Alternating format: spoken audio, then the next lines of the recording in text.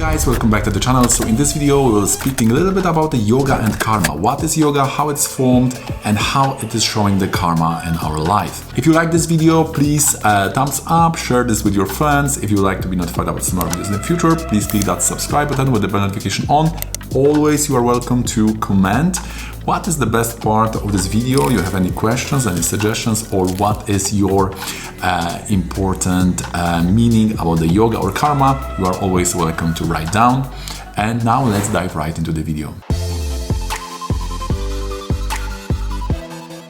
When we are talking about the yogas, the first thing which I always say is like a chemical reaction. So this is very interesting because we have like two objects, two planets, which are going into some kind of relation, and they are creating the unique new result with independent meaning. So this is very nice about the yogas. Normally we need at least two planets. There are of course exceptions like Mahapurusha yogas when there is only one planet in the Kendra in strand, but normally for 90% of yogas we need the two planets which are somehow connected to each other. This connection we are calling the yoga or sambandha. So we know that our life is complex, so also it cannot be like we have only 9 planets, 9 signs and houses. So the easiest interpretation of the chart is that what most Instagram, Western and also Vedic astrologers are doing, they are just mixing the meanings of the house, sign and planet. So they are taking meaning of the planet. For example, Jupiter, it shows wisdom in the second house, so that wisdom is in the savings, maybe family, maybe resources, articles, maybe eating also, second house. And the sign, for example, Sagittarius, you are very straightforward about this. So this basic approach to astrology is that we are memorizing this meaning of planets, houses, signs, and then we are doing some kind of a mix of that, and we are giving that results, right?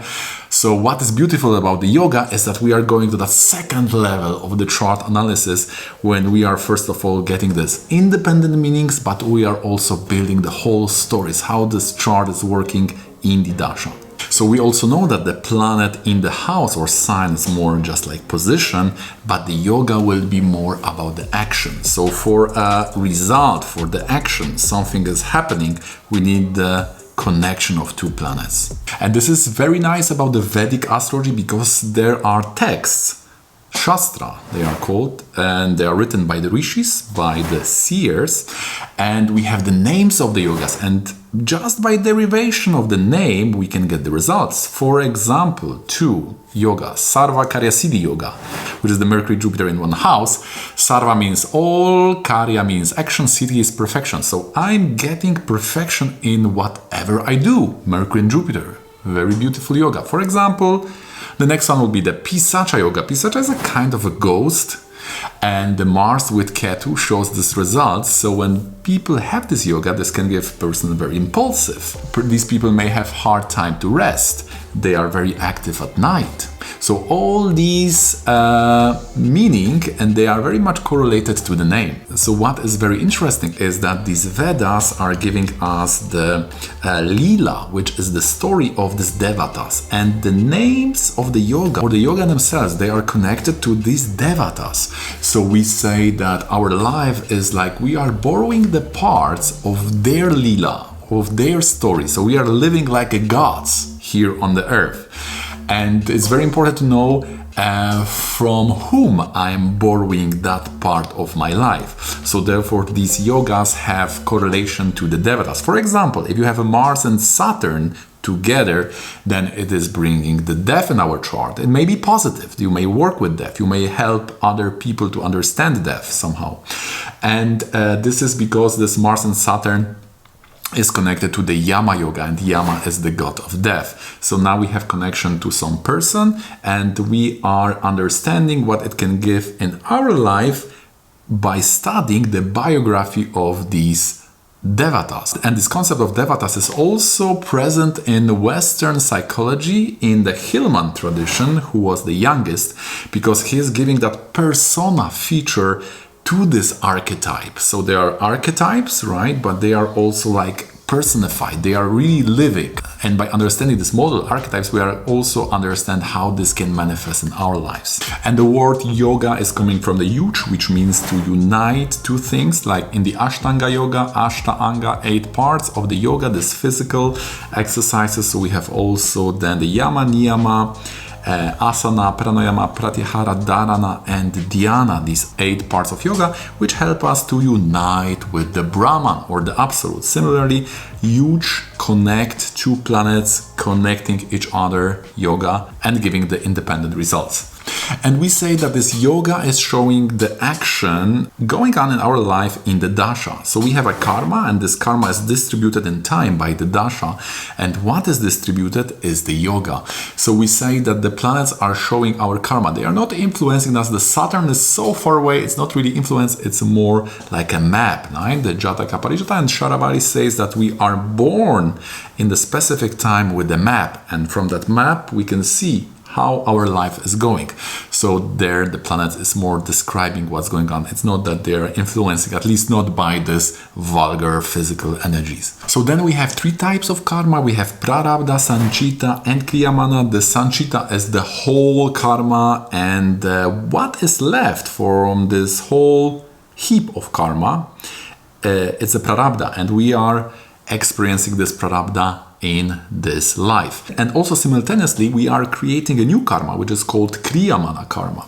And we can create this new karma by vacha, which is speech, and by kara, action. Normally also the desire in other ages, in other yugas, the desire itself could also create the karma, but in Kali Yuga it is out because we are so in the dark age that, okay, we have that bonus, it's only the action and only the words. So we have to be very aware not to commit himsa or violence in our speaking or action, because this can create a bad yogas in our chart in the next life. Also, we can say that what is going on in our life can come from 3 sources. We'll say Rashi, Navamsha, and Shastyamsa.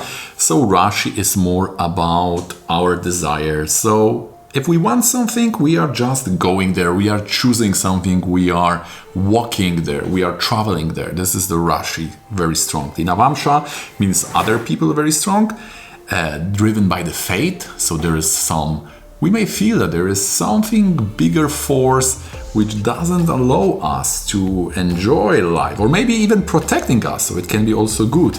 And then we can change our life by remedies more if the Navamsha dominates. And the Shastyamsa is the 3rd type of what is really influencing our karma.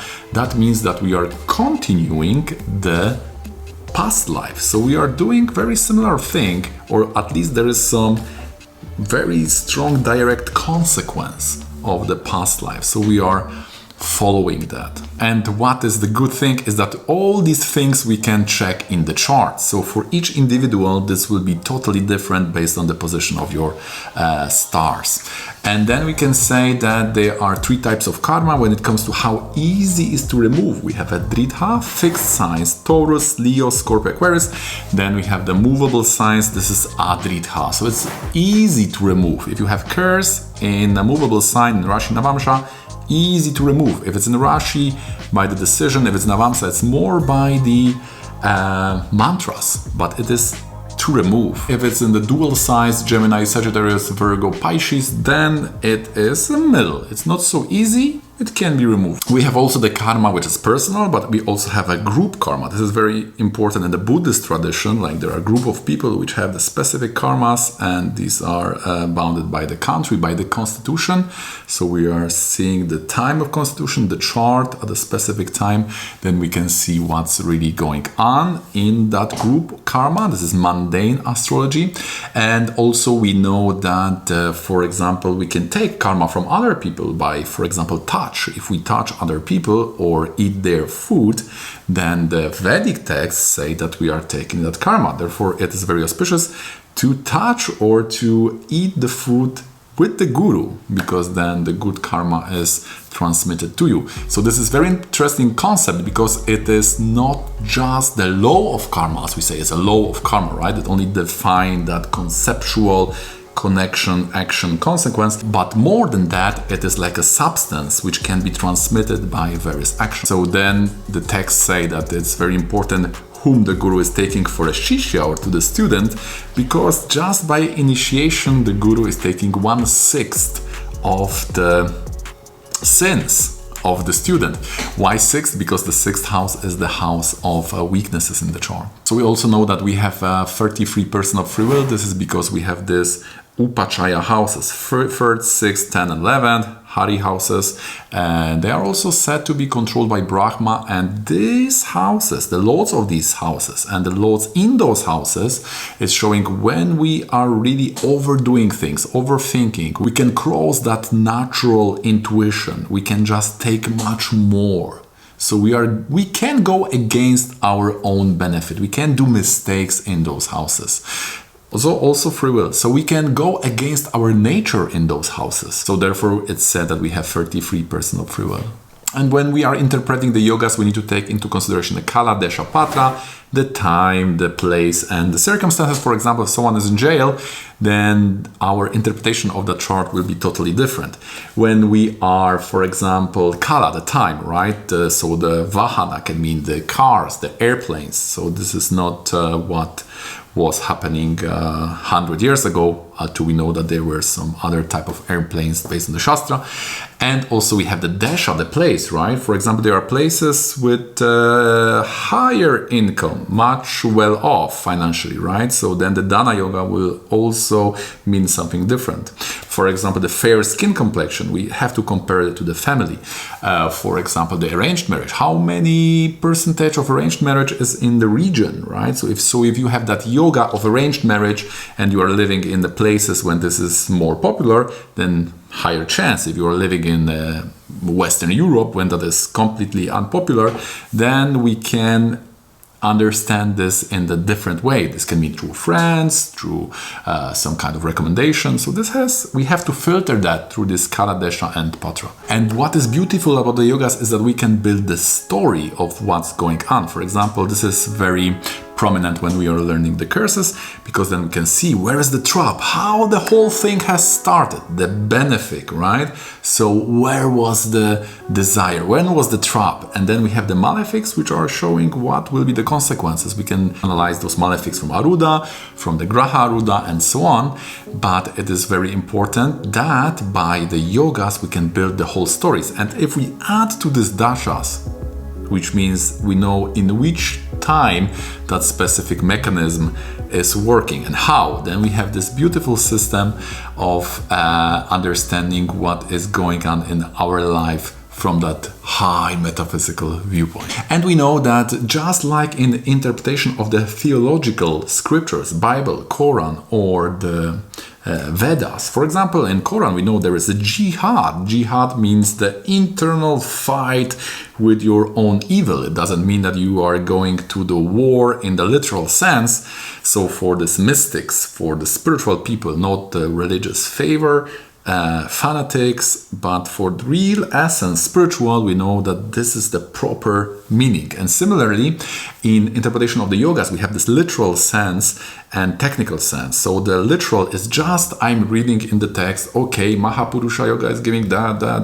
But we know that when we analyze the chart, we see, oh my God, it's not working. At least in some parts of the yoga, it's not working. And this is how it should be, because the tradition is coming to us with the help, with the technical approach. Technical approach to the yogas means that I am not taking them literally, but I understand each part of the yoga and how it was derived, what is the logic of this. And then if I understand what was the logic, I can manipulate this interpretation. I can know which part of the yoga will be working, which are not working, which may be totally contradictory. For example, we can say there is some yoga and we derive that this parts of the yoga to a specific houses, and then we know which planets are in these houses.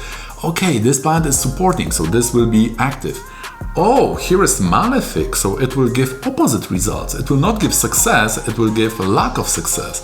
So totally different approach. So this is the big blessing of a tradition or guru, is that he can give you that logic behind what is in the Shastra, and by knowing then the logic, you can apply it and modify, and this will give you much more accurate results when you will be reading the chart. Okay guys, so that's gonna be it for me. I hope you find it interesting and informative. If you do, please click the thumbs up. If you like to be notified about similar videos in the future, please click that subscribe button with the bell notification on. You are always welcome to comment. Tell me what was the best part of this video, what you have learned, and what is your approach to the yoga, what yogas you have in the chart, and see you in the next one.